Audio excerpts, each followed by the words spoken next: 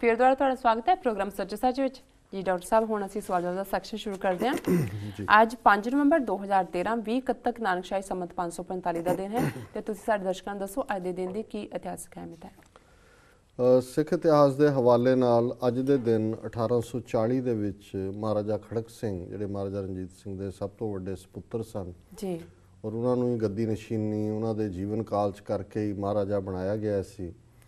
उन्हों की मौत हुई। ध्यान सिंह जिहड़ा डोगरियां दा सरदार सी उसने साजिश के तहत खड़क सिंह के पुत्र तो ही कंवर नौ निहाल सिंह तो प्यो नूं कैद करवाया जी। फिर जेल के अंदर रहिंदे ही जिवें ये कहा जाता है भी कच्चा पारा जां वाइट लैड जिहड़ा है उन्होंने जहर के तौर पर हौली हौली दिता, वो बीमार रहन लग गया और खड़क सिंह की मौत हुई जी। और बाद च अपने प्यो का संस्कार करके जो कंवर नौ निहाल सिंह मुड़ रहा सी तो उसे ही साजिशी ध्यान सिंह ने वो छज्जा जिहड़ा सी जिहदे थल्लों दी वो लंघिया उहदे उत्ते सुटवा के उन्होंने भी मार दिता है। वो जख्मी हालत सी, किले च लिजा के उन्होंने पत्थर मार मार के उहदा भी अंत कर दिता है। सो ये 1840 च खड़क सिंह की डैथ हुंदी है। 1978 दे विच जदों 13 अप्रैल 1978 नरकधारियों ने अमृतसर का साका किया, 13 सिंघां नूं शहीद किया। 10 जून 1978 नूं हुक्मनामा अकाल तख्त साहब तो जारी होया नरकधारियों के खिलाफ जी। दिल्ली कानपुर बहुत सारिया थावां ते प्रोटेस्ट होए नरकधारियों के खिलाफ जी। इहो जिहा एक प्रोटेस्ट जिहड़ा है वो अज दे दिन 5 नवंबर 1978 नूं दिल्ली दे विच भी होया। पुलिस ने उहदे ते गोली चलाई और उहदे 4 सिख मारे गए जिन्हां दे विच सरदार अवतार सिंह कोहली जिहड़े उस वेले दिल्ली गुरुद्वारा प्रबंधक कमेटी के प्रधान सन वो भी मारे गए। गुरुद्वारे सील कर दिते गए। कई दिन सिखां नूं गुरुद्वारियां दे दर्शनां तो वांझा रखा गया। उदों मुरारजी देसाई की सरकार सी और यही अकाली बादल जिहड़ा अज पंजाब नूं भईयास्तान बना रहे हैं ये उहदे नाल भाईवाल सी। 13 अप्रैल 1978 का भी जदों नरकधारियों ने ये साका वरताया उदों भी पंजाब का मुख्यमंत्री बादल सी, दिल्ली दे विच देसाई की सरकार सी और दिल्ली च जिहड़ा अज दे दिन जिहदे ईवन अकाली दल का अपना प्रधान जिहड़ा दिल्ली कमेटी का मारिया गया ये भी अकालियां की भाईवाली वेले होया। वर्ल्ड हिस्टरी के हवाले नाल 1492 च कोलंबस नूं पहली बार जदों क्यूबा उन्हें किया हैड तो उन्हें जिहड़ी कॉर्न की फसल है मेज़ मक्की पहली बार उन्हें देखी। सो इत्थों ही फिर वो कॉर्न जिहड़ा है वो स्पेन यूरोप या दुनिया के दूसरे हिस्सों जो गई इत्थों के जिहड़े नेटिव सी उन्होंने पता सी कि कॉर्न किवें ग्रो करीदा। 1556 दे विच 14 साल की उम्र का अकबर बादशाह जिहड़ा है अज दे दिन तखत दे उत्ते बैठा है। 14 साल के अकबर ने लगभग 50 साल राज किया और इस जिवें महाराजा रणजीत सिंह भी इसे यंग उम्र दे विच बादशाह बनया उन्हें भी पंजाब लगभग 40 साल राज किया। सो ये दो नां चंगे बादशाहां के तौर पर गिणे जाते हैं। 1639 दे विच पहला पोस्ट ऑफिस जिहड़ा है वो मैसाचुसेट्स दे विच सैट किया अंग्रेज़ां ने। 1932 च मुसोलिनी ने 16,000 क्रिमिनल जिहड़े सी जेलों चों कढे तो उन्होंने कहा जी हुण तुसीं मैनूं ज्वाइन करो और बाद च ही हिटलर और मुसोलिनी ने किहो जिहे जुल्म कीते। 1979 दे विच ईरान दे आयतुल्ला खमीनी ने अमरीका नूं वड्डा शैतान ऐलानिया। उन्हें कहा भी ये वड्डा शैतान है तो सोवियत यूनियन छोटा शैतान है। सो ये हिस्टरी का हवाला है जी। डॉक्टर साहब तुहाडा बहुत बहुत धन्यवाद। साडा पहला क्वेश्चन है प्रधानमंत्री मनमोहन सिंह दी कॉमनवैल्थ देशों के मुखिया की कोलंबो श्रीलंका विच होने वाली मीटिंग विच शमूलीयत नूं लैके विरोध वधदा जा रहा है। तामला वालों इस मीटिंग का बाईकाट करने की मांग की जा रही है, इस बारे तुहाडे की व्यूज़ हैं? देखो इनू कहते हैं भी दुनिया झुकती है झुकाने वाले चाहिए जी। पहला कैनेडा के तामिलों ने इन्ना प्रैशर बिल्ड किया कि कैनेडा गवर्नमेंट ने फैसला लिया कि कॉमनवैल्थ देशों के मुखिया की जिन्हों चोगम कहते हैं उस बॉडी नूं उहदी मीटिंग जिहड़ी कोलंबो श्रीलंका हो रही है उहदे च कैनेडा बाईकाट करेगा क्योंकि श्रीलंका की सरकार ने तामिलों की नस्लकुशी की है। सो कैनेडा तो बाद हुण क्योंकि कोलंबो दे विच मीटिंग होने वाली है भारत का प्राइम मिनिस्टर मनमोहन सिंह उहदे शमूलीयत करने वाला है। सब तो पहला तमिलनाडु की सरकार ने फिर उन्होंने मुख जी धिर तमिलनाडु दे विच मुख धिर है तमिलनाडु जी DMK करुणानिधि दी भावें सेंटर च उन्होंने वजीर नहीं ने उन्होंने पिछे किसी इशू ते अस्तीफा दिता सी लेकिन वो सपोर्ट करते हैं सेंटर गवर्नमेंट की। उन्होंने मंग की मनमोहन सिंह तो कि भी उत्थे मत जाओ ਕਿਉਂਕਿ ਸ੍ਰੀਲੰਕਾ ਸਰਕਾਰ ਨੇ ਬਾਈਕਾਟ ਕੀਤਾ ਹੈ। ਸ੍ਰੀਲੰਕਾ ਸਰਕਾਰ ਨੇ ਤਮਿਲਾਂ ਦੀ ਨਸਲਕੁਸ਼ੀ ਕੀਤੀ ਹੈ। ਪੌਂਡੀਚੇਰੀ ਹਿੰਦੁਸਤਾਨ ਦੀ ਇੱਕ ਯੂਨੀਅਨ ਟੈਰੀਟਰੀ ਹੈ ਜਿੱਥੇ ਤਮਿਲਾਂ ਦੀ ਕਾਫੀ ਗਿਣਤੀ ਹੈ।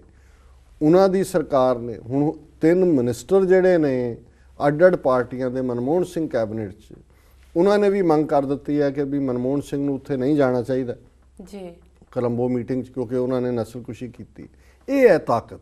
ਹੁਣ ਕਿੰਨੇ ਕੁ ਸ੍ਰੀਲੰਕਾ 'ਚ ਤਮਿਲ ਨੇ, ਉਹਨਾਂ ਦੀ ਕਿੰਨੀ ਕੁ ਗਿਣਤੀ ਹੈ, ਪਰ ਸਾਰਾ ਤਮਿਲ ਭਾਈਚਾਰਾ ਜਿਹੜੇ ਤਮਿਲਨਾਡੂ 'ਚ ਵਸਦਾ ਹੋਏ, ਪੌਂਡੀਚੇਰੀ 'ਚ ਵਸਦਾ ਹੋਏ, ਕੈਨੇਡਾ 'ਚ ਵਸਦਾ ਹੋਏ, ਉਹਨਾਂ ਦੇ ਦਿਲ ਉਹਨਾਂ ਦੇ ਨਾਲ ਧੜਕਦੇ ਨੇ ਕਿ ਭਾਈ ਉਹਨਾਂ ਦੇ ਮਾਰੇ ਨੇ। ਹੁਣ ਇਹੀ ਹਾਲ ਤੁਸੀਂ ਆਪਣੀ ਕੌਮ ਦਾ ਦੇਖੋ ਕਿ ਵੀ ਸਾਡਾ ਭਈਆ ਸਥਾਨ ਬਣਾ ਦਿੱਤਾ ਜੀ ਉਹਨਾਂ ਦਾ। ਔਰ ਅੱਜ ਜਦੋਂ ਨਵੰਬਰ 84 ਦੀ ਨਸਲਕੁਸ਼ੀ ਦੇ ਲਈ ਕੋਈ ਸਿੱਖ ਮੰਗ ਕਰਦਾ ਹੈ ਕਿ ਜੀ ਤੁਸੀਂ ਘੱਟੋ ਘੱਟ ਪਟਾਕੇ ਨਾ ਚਲਾਓ, ਜੀ ਇਹ ਨਾ ਕਰੋ ਕਿਉਂਕਿ ਮਾਰੇ ਨੇ, ਔਰ ਇਹ ਸਾਡੀਆਂ ਧਾਰਮਿਕ ਜਥੇਬੰਦੀਆਂ ਦੇ ਜਥੇਦਾਰ ਜਿਹੜੇ ਅਦਾਰਿਆਂ ਦੇ ਨੇ ਇਹ ਵੀ ਕੋਈ ਕਾਲ ਦੇਣ ਨੂੰ ਤਿਆਰ ਨਹੀਂ। ਔਰ ਨਸਲਕੁਸ਼ੀ ਦੇ ਮੁੱਦੇ ਤੇ ਕਿਉਂ ਜਿਹਾ ਜਿਹੜੀ ਹੈ ਘਟੀਆ ਸਿਆਸਤ ਕੀਤੀ ਜਾ ਰਹੀ ਹੈ। ਹਰਸਿਮਰਤ ਕੀ ਕਹਿੰਦੀ ਹੈ, ਮੱਕੜ ਕੀ ਕਹਿੰਦਾ ਹੈ, ਬਾਦਲ ਕੀ ਕਹਿੰਦਾ ਹੈ, ਕਾਂਗਰਸੀ ਸਿੱਖ ਕੀ ਕਹਿੰਦੇ ਨੇ, ਲੇਕਿਨ ਤਮਿਲਾਂ ਨੂੰ ਦਾਦ ਦੇਣੀ ਬਣਦੀ ਹੈ। ਐਵੇਂ ਨਹੀਂ ਇਹ ਗ੍ਰੇਟ ਸਿਵਲਾਈਜੇਸ਼ਨ ਹੈ ਕਿ ਇਸ ਮੁੱਦੇ ਦੇ ਉੱਤੇ ਭਾਵੇਂ ਕੋਈ ਪਾਰਟੀ, ਹੁਣ ਕਰੁਣਾਨਿਧੀ ਔਰ ਜੈ ਲਲਿਤਾ ਇੱਕ ਦੂਜੇ ਦਾ ਇੱਟ ਕੁੱਤੇ ਦਾ ਵੈਰ ਹੈ ਜੀ, ਲੇਕਿਨ ਉਹਨਾਂ ਸਾਰਿਆਂ ਨੇ ਜੁਆਇੰਟਲੀ ਇਹ ਕਿਹਾ ਕਿ ਵੀ ਨਹੀਂ, ਮਨਮੋਹਨ ਸਿੰਘ ਨੂੰ ਨਹੀਂ ਜਾਣਾ ਚਾਹੀਦਾ। ਔਰ ਮੈਨੂੰ ਲੱਗਦਾ ਹੈ ਕਿ ਜਿੰਨਾ ਪ੍ਰੈਸ਼ਰ ਉਹਨਾਂ ਨੇ ਬਿਲਡ ਕਰ ਦਿੱਤਾ ਹੈ, ਮਨਮੋਹਨ ਸਿੰਘ ਨੂੰ ਲਾਸਟ ਮਿੰਟ ਦੇ ਉੱਤੇ ਵਿਦਡਰਾ ਕਰਨਾ ਪੈ ਸਕਦਾ ਹੈ। ਇਹ ਹੈ ਆਪਣੇ ਲੋਕਾਂ ਨਾਲ ਪਿਆਰ, ਇਹ ਹੈ ਆਪਣੇ ਲੋਕਾਂ ਦੇ ਹੱਕਾਂ ਦੀ ਨੁਮਾਇੰਦਗੀ। ਤੇ ਸਾਡੇ ਤਾਂ ਉਹ ਲੋਕ ਨੇ ਜਿਹੜੇ ਆਪਣੇ ਕਾਫਲੇ ਨੂੰ ਲੁੱਟਣ ਤੇ ਲੱਗੇ ਹੋਏ ਨੇ, ਆਪਣੇ ਕਾਫਲੇ ਦੀ ਬਰਬਾਦੀ ਦੇ ਲਈ ਉਹਨਾਂ ਨੇ ਲੱਕ ਬੰਨਿਆ ਹੋਇਆ। ਇਹਨਾਂ ਲਈ ਤਾਂ ਹਰਦੂ ਲਾਨਤ ਹੈ। ਔਰ salute to the Tamils for the unity ਔਰ ਉਹਨਾਂ ਦਾ ਜਿਹੜਾ ਆਪਸ ਦੇ ਵਿੱਚ ਆਪਣੇ ਕੌਮੀ ਹਿੱਤਾਂ ਦੇ ਲਈ ਖਲੋਣੇ। ਜੀ ਡਾਕਟਰ ਸਾਹਿਬ, ਪ੍ਰੋਗਰਾਮ ਦੇ ਅੰਤ ਵਿੱਚ ਸਰ ਦਰਸ਼ਕਾਂ ਦੱਸੋ ਅੱਜ ਦੇ ਦਿਨ ਦੀ ਕੀ ਸੌਰੀ ਅੱਜ ਦੇ ਦਿਨ ਦਾ ਵਿਚਾਰ, ਜੇ ਕਹੋ ਤੇ ਅਹਿਮੀਅਤ ਦੁਬਾਰਾ ਦੱਸ ਦੇ। ਨਹੀਂ ਤੇ ਅੱਜ ਦਾ ਵਿਚਾਰ ਹੀ ਦੱਸੋ। ਅੱਜ ਦੇ ਦਿਨ ਲਈ ਅਸੀਂ ਭਾਈ ਨੰਦ ਲਾਲ ਜੀ ਦੀ ਗਜ਼ਲ ਨੰਬਰ 22 ਨੂੰ ਚੁਣਿਆ ਜੀ, ਔਰ ਇਸ ਦੇ 8 ਸ਼ੇਅਰ ਨੇ ਜਿਹਦੇ 'ਚ ਉਹਨਾਂ ਨੇ ਆਪਣੇ ਨਿਰੰਕਾਰ ਪ੍ਰੀਤਮ ਔਰ ਉਹਨਾਂ ਦੀ ਰਿਫਲੈਕਸ਼ਨ ਜਿਹੜੀ 10ਵੇਂ ਪਾਤਸ਼ਾਹ 'ਚ ਹੈ ਉਸ ਖੂਬਸੂਰਤੀ ਨੂੰ ਬਿਆਨਿਆ ਜੀ। ਫਾਰਸੀ ਦਾ ਮੂਲ ਪਾਠ ਹੈ ਉਹਨਾਂ ਦੀ ਲਿਖਤ ਦਾ, हैदे हजार सजदा बसूए तो में कुनंद हरदम तवाफे काबाए कुए तो में कुनंद जी। हर जा के बिनी गरंद जमाले तो बिनी गरंद साहिब दिला नजाराए रुए तो में कुनंद जारा निसारे क़यामत रानात करदा अंद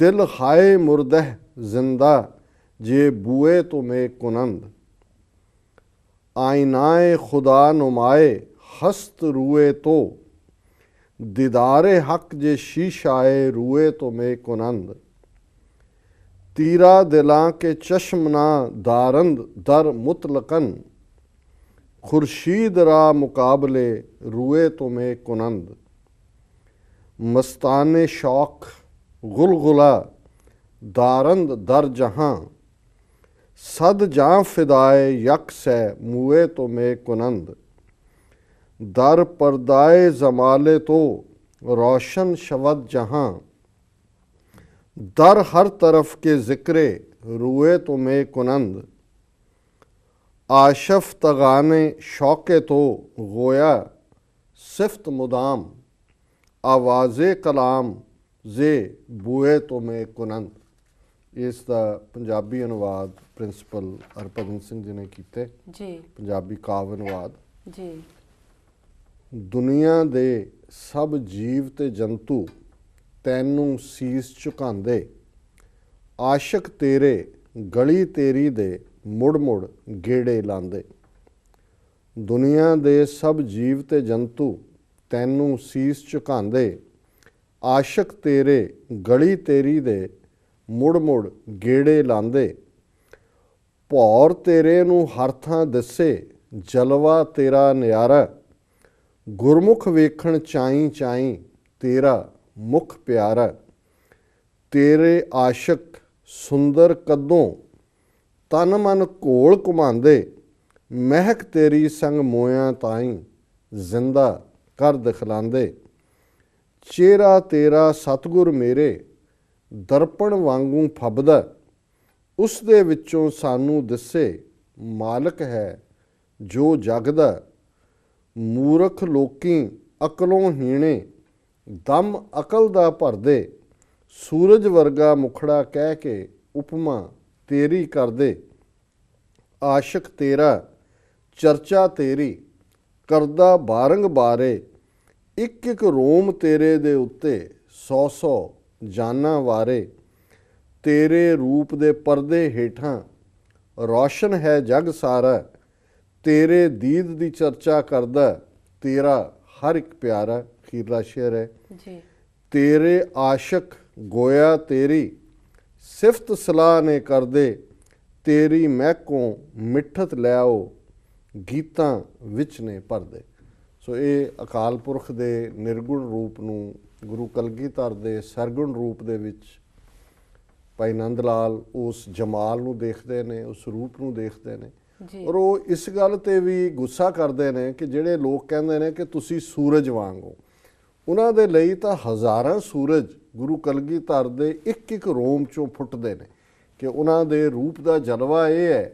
ਔਰ ਉਹ ਕਹਿੰਦੇ ਨੇ ਵੀ ਤੇਰੇ ਇੱਕ ਇੱਕ ਰੋਮ ਤੋਂ, ਤੇਰੇ ਇੱਕ ਇੱਕ ਕੇਸ ਤੋਂ ਹਜ਼ਾਰਾਂ ਜਹਾਨ ਕੁਰਬਾਨ।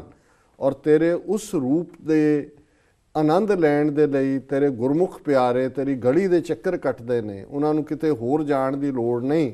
ਉਹ ਤੇਰੇ ਗਿਰਦ ਹੀ ਪਰਕਰਮਾ ਕਰਕੇ ਤੇਰੇ ਰੂਪ ਚੋਂ ਉਸ ਅਕਾਲ ਪੁਰਖ ਦਾ ਜਲਵਾ ਆਪਣੇ ਅੰਦਰ ਵਸਾ ਲੈਂਦੇ ਨੇ। ਔਰ ਫਿਰ ਉਹਨਾਂ ਨੇ ਅਖੀਰ 'ਚ ਕਿਹਾ ਕਿ ਤੇਰੇ ਆਸ਼ਿਕ ਗੋਇਆ ਤੇਰੀ ਸਿਫਤ ਸਲਾਹ ਨੇ ਕਰਦੇ। ਕਿ ਇੱਕ ਵਾਰ ਜਿਹਨਾਂ ਨੂੰ ਤੇਰਾ ਦੀਦਾਰ ਹੋ ਜਾਂਦਾ ਹੈ ਉਹ ਫਿਰ ਤੇਰੀ ਸਿਫਤ ਸਲਾਹ ਦੇ ਵਿੱਚ ਹੀ ਆਪਣਾ ਜੀਵਨ ਬਸਰ ਕਰਦੇ ਨੇ। ਤੇਰੀ ਮਹਿਕੋਂ ਮਿੱਠਤ ਲਿਆਓ ਗੀਤਾਂ ਵਿੱਚ ਨੇ ਭਰਦੇ। ਉਹਨਾਂ ਦੇ ਬੋਲਾਂ ਦੇ ਵਿੱਚ ਪਰਸ਼ਨ ਸ਼ਬਦ ਸੀ ਆਵਾਜ਼ੇ ਖੁਸ਼ ਕਲਾਮ, ਕਿ ਉਹਨਾਂ ਦੀ ਆਵਾਜ਼ ਦੇ ਵਿੱਚ ਹੀ ਜਿਹੜਾ ਇੱਕ ਚਾਹ ਹੁੰਦਾ ਹੈ, ਇੱਕ ਖੁਸ਼ੀ ਹੁੰਦੀ ਹੈ, ਇੱਕ ਮਧੁਰਤਾ ਹੁੰਦੀ ਹੈ।